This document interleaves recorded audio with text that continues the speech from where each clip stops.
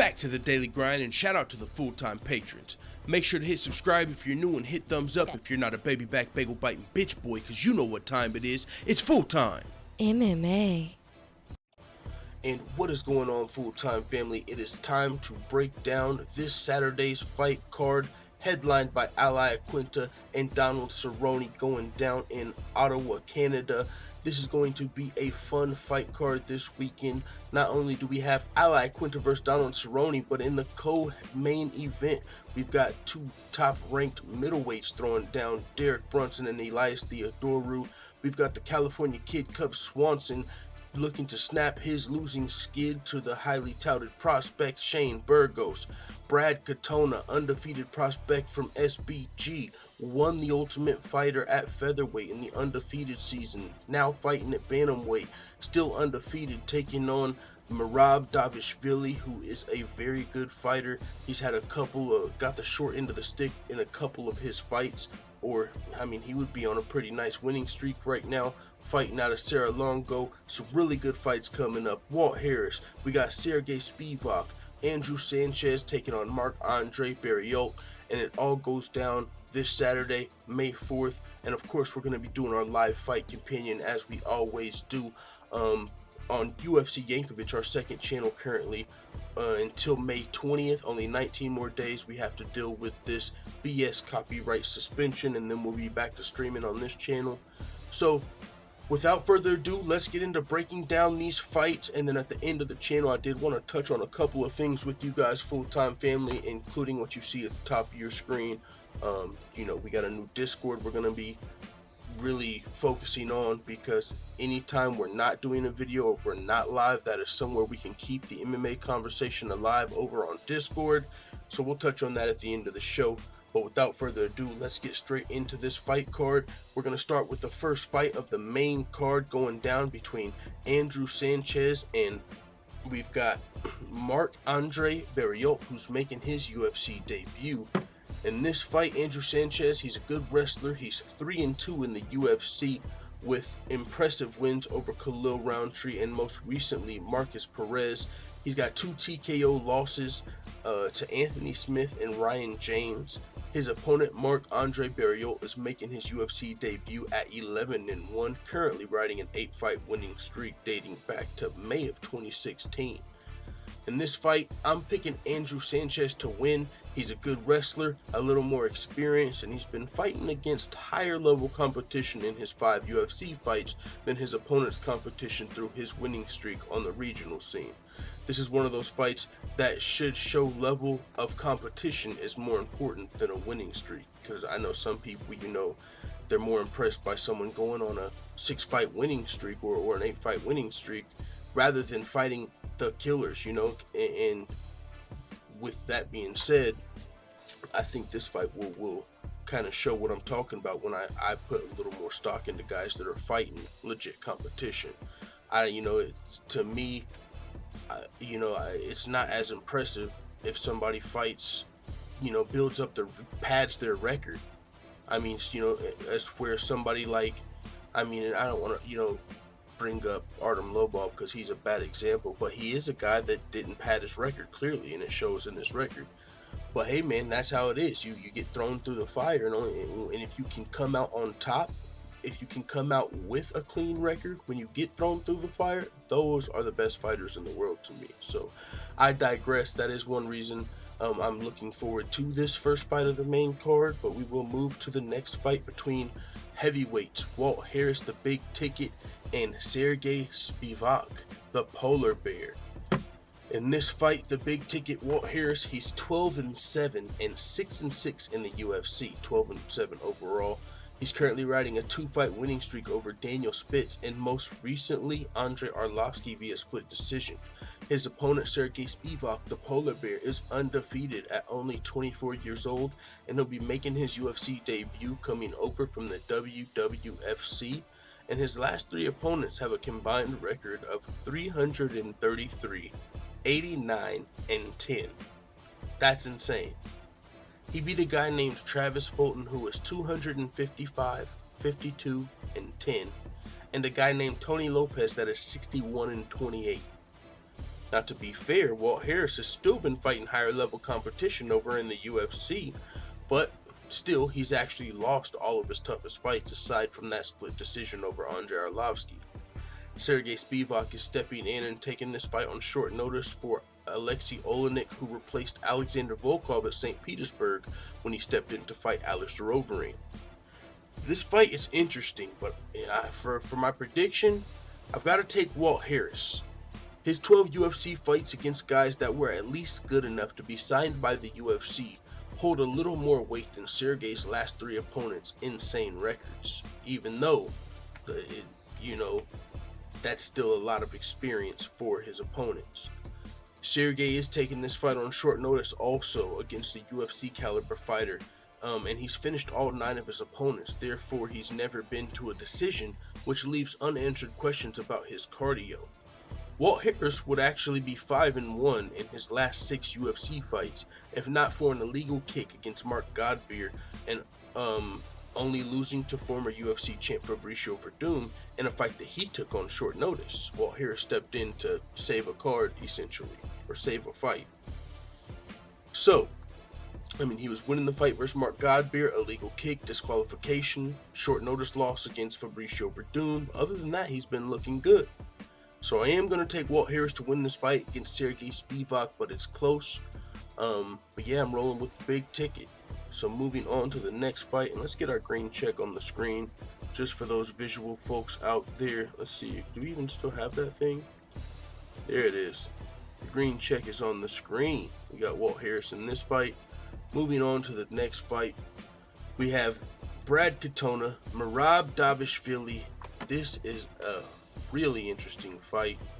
I'll move the green check mark over to my prediction. Let's get into the breakdown. Brad Katona is undefeated at 8-0, fighting out of SBG. He's 2-0 in the UFC with impressive wins over Jay Cuccinello and Matthew Lopez. Merabh Davishvili is 1-2 in the UFC, fighting out of Cerrone BJJ, but he's shown to be a really talented prospect, and he could still be undefeated in the UFC, if not for a couple of Merabheries, some would argue. His first loss to Frankie Saenz was a split decision in which some people felt like he got robbed, and then his second loss came to Ricky Simon. He won all 3 rounds, and he was put in a submission in the final seconds. He was still kicking his feet when the bell rang. He still looked like he was awake, but the referee stopped the fight at the final bell, and it turned out he actually was unconscious for 2 seconds, even though his feet were still moving. And so they technically ruled, because there's a rule that says if a fighter is unconscious at the bell, they technically lose. So because they said there was a second he went unconscious, even though his feet were still kicking, it was ruled a loss. Even though he won all 3 rounds, it was ruled a loss in a fight that he was winning clearly. So it was unfortunate. Another time where, it was some controversy for Merabh Davishvili. Brad Katona, on the other hand, he won the undefeated season of The Ultimate Fighter at featherweight, and he's since moved down to bantamweight, and he's looked great against a tough opponent, Matthew Lopez, since moving down. Both of these fighters are actually really good, so it's hard for me to call this fight, but I've been really impressed with Merabh Davishvili, even in losses, and Sarah Longo's fighters have all been looking elite lately. Between Iaquinta, Aljamain Sterling, and others, this hasn't been the case for SBG. Therefore, I've got to give a slight edge to Merabh. Both of these guys are really good fighters. Brad Katona even at multiple weight classes, so the deciding factor for me in this fight really comes down to the fight team, and we know Merabh Davishvili, and he's also got good wrestling. He's also very well-rounded, so it's not just fight team, but fight team is one of the deciding factors for me. We know Merabh trains with some of the best bantamweights and lightweights in the world, and Aljamain Sterling and Iaquinta, so on the other hand, you've got Brad Katona training at SBG, and who's he training with? Who do you think of? You got Artem Lobov, who's training bare knuckle, Conor McGregor, who's too rich to train, essentially. He's not too rich to train, but he's just made so much money. Is he really training hard with guys like Brad Katona to prepare them for their fights? So, what elite fighters is he training with compared to Merabh Davishvili, who we already know is a really good fighter as well?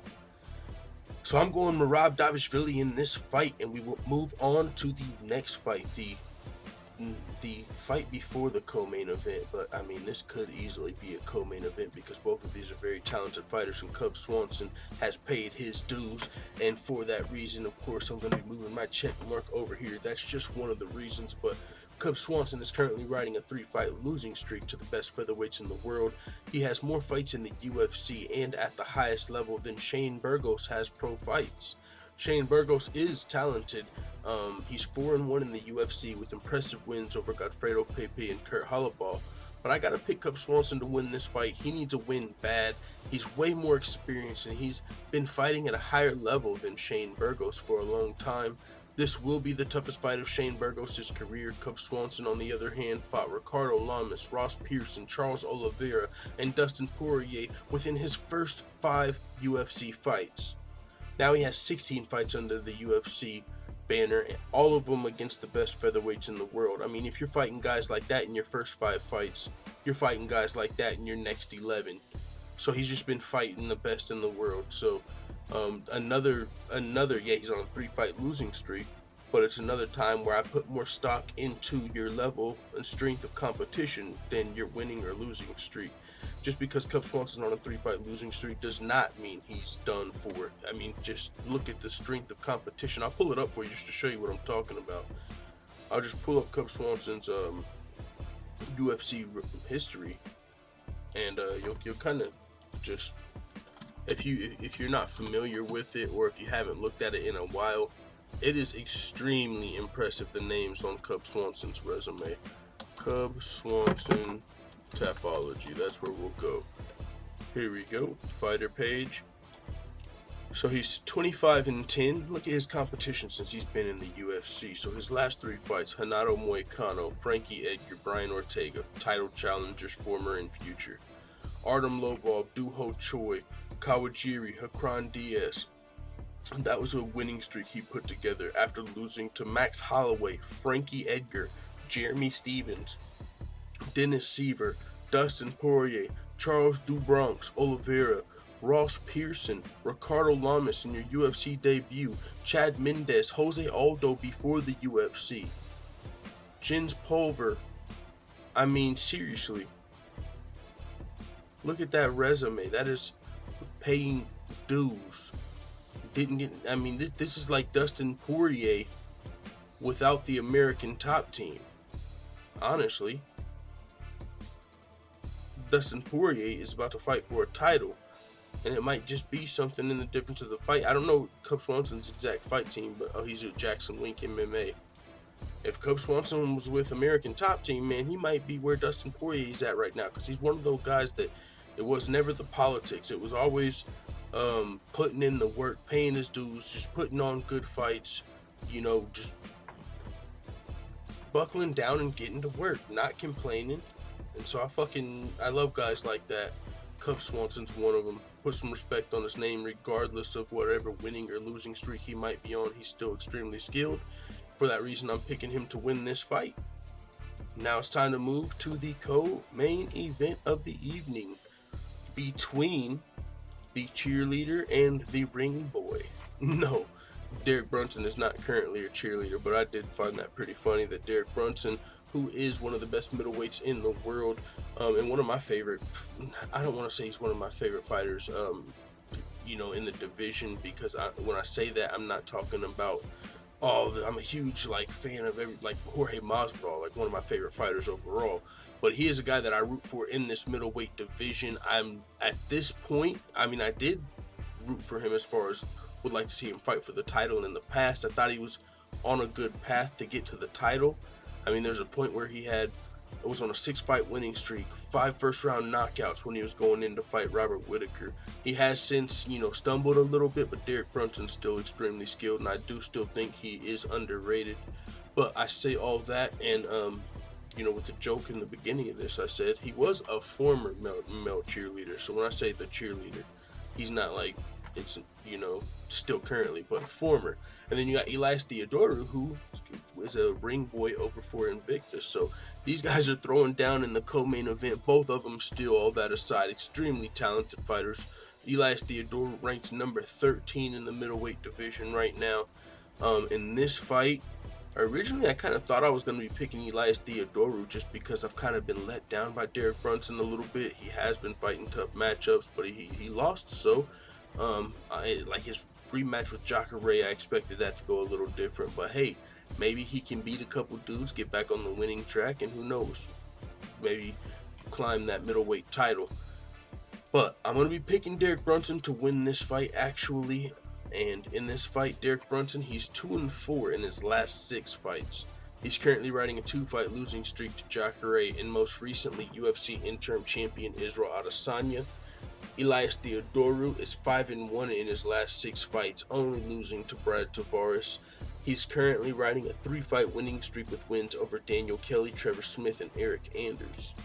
This is actually a really tough fight for me to call because despite Derek Brunson's record over the last 6 fights, he's been fighting at the highest level of the division, unlike Elias, who's been hovering around the top 15, fighting guys around that level.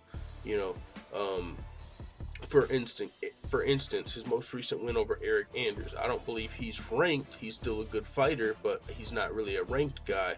And if you look at Derek Brunson, he's fighting guys like Israel Adesanya and Jacare.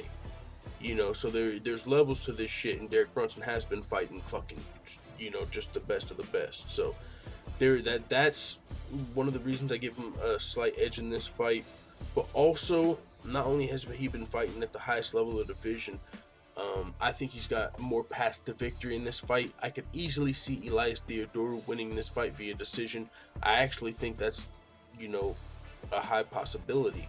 But Derek Brunson, I could also see winning this fight via decision. I could see him winning this fight via knockout, and I could see him winning this fight via ground and pound, using his wrestling, taking Elias Theodorou down, or just holding him against the cage and winning the fight that way. So I just, in my head, I see more ways for Derek Brunson to win this fight. Elias Theodorou in the UFC, he's really been a decisionator as far as he picks guys apart, puts that cardio on them in a pace that a lot of guys can't keep up, and he usually can win that decision. And so, yeah, he might win the fight like that, but I'm picking Derek Brunson, fighting higher level competition, and also fighting at the highest level for a while now. I mean, he fought Jacare a while ago. He fought Yoel Romero a while ago. He's fought Jacare twice now. He fought for Strikeforce. He fought Yoel Romero and scored like 3 takedowns on Yoel Romero when they fought, and was beating Yoel Romero if he didn't get knocked out in the 3rd round. I mean, Derek Brunson is serious. So, I mean, there's a lot of ways I see him winning this fight, so I will give him the edge. Moving on to the main event, and the reason everybody is here. Motherfucking Donald Cerrone versus Iaquinta. We got Raging Al versus Cowboy. It is going down. This fight has been going under the radar. I don't know if it's not the marketing. I don't know. I haven't seen enough chatter about this fight. I haven't seen enough headlines, enough promo, because this is an amazing fight. Iaquinta versus Donald Cerrone, and I can't wait for it. It's going down this Saturday. Let's get into the breakdown. Donald Cerrone, he's a UFC legend. He'll be fighting his 31st fight under the UFC banner and his 47th professional fight. He's currently 3-1 in his last 4 fights, riding a 2-fight winning streak over talented prospects Mike Perry and Alexander Hernandez. Mike Perry, some people might scoff at calling him a prospect, but keep in mind he was only 26 years old just until a couple of months ago. He just turned 27, so he's still got a lot of time to grow. Alexander Hernandez, he was in the top 15, but he's only had 2 fights in the UFC, and he's still young himself. But both of those fighters are very good, but they've got a lot of room to grow. Iaquinta, on the other hand, he's coming off of arguably his most impressive win of his career, a 5-round unanimous decision win over Kevin Lee, and now he's 6-1 in his last 7 fights, only losing to current reigning defending champion Khabib Nurmagomedov. This is a fight I would rather just watch than make a prediction. I'm not looking forward to seeing either of these guys lose, and it's a great matchup. Like Mike Perry versus Cowboy Oliveira and so many other amazing on-paper matchups, this is a fight you can bet will be fight of the night, if not fight of the year contender. That being said, I've got to make a prediction, so I got to go with the kid Iaquinta. In my opinion, he's in his fighting prime right now. His most recent performance, one of the best fights in his career as far as just what I've seen even. I mean, I pointed out his record and he's only lost to Khabib. But the win over Kevin Lee, I mean, Kevin Lee had him in his best positions. He was able to stab him off, defend every submission, survive, fight 5 rounds. He's shown he can go the distance. He fought Khabib on short notice, went 5 rounds. Iaquinta is really, in my opinion, in his fighting prime right now. He's training with other hungry elite level fighters at Cerrone, BJJ, as we talked about earlier. While Cowboy has looked great in his last 2 fights, but he's been moving weight classes and fighting high-level prospects, where I feel like Iaquinta's fighting contenders. Also, Cerrone has been dealing with the whole Jackson Wink drama and setting up his own gym, and his team is kind of fractured right now, unlike Cerrone, BJJ, all which lead me to my prediction of Iaquinta winning this fight. I don't know how it's going to be. We all know it can be knocked. Both of these guys can win this fight either way. Cerrone can knock you out, submit you, outwork you. Iaquinta can knock you out, submit you, outwork you. And he's been doing a whole lot of new, innovative training. I mean, you see it in almost every training video of him, where he's working with the lights on his reaction time and shit like that. That can only make you better at defense and even offense, just better as a fighter, increasing your reaction time and all your hand-eye coordination, just everything you're doing. I think Iaquinta is really innovative in that type of training and what he's doing there, and I think it's going to continue to show as it did in his last fight with Kevin Lee. So I'm picking the kid, Iaquinta. With that being said, it is what it is. I want to touch on real quick what you see at the top of your screen. The main thing in this idea was given to me, of course, by Stamina MC. He took the initiative of actually starting his own Discord and really showing me about Discord, because I've heard of Discord, I knew what it was, but I never really understood how we could use it for this channel, and now it just dawned on me. So salute to Stamina MC. Discord, what it is for whenever we're not live, when it just literally all throughout the day, anytime. It's a place for the full-time family to hang out, talk MMA, and just do whatever. So I've set up the Discord server. It's for the full-time family. You see it at the top of your screen. You see it in the video description box. Everyone is invited. We're gonna have moderators from the channel moderating the Discord, and that way, there's not gonna be a lot of troll stuff, because it is an open invite. But I mean, it's not like we're that big, so really it's just a place for all of us to come hang out, talk MMA throughout the day, when we're not live, when we're not on a video. But also, I am going to be getting a lot more consistent on the channel now that I've been dealing with a lot of, I've dealt with a lot of the stuff I had on my plate personally. Now I'm going to be making it a point to have a daily upload every morning, as well as scheduled live shows, to where they're consistent, to where everyone knows when they are, everyone can be there. So yeah, man, good times coming for the channel, good fights coming up this year. Hope everyone's enjoying their day, and with that being said, it is what it is. Hope you enjoyed this video. If you did, smash that thumbs up button like your middle name is Khabib, and let the full-time family know what you think in the comments. I'm out. Bye, Felicia.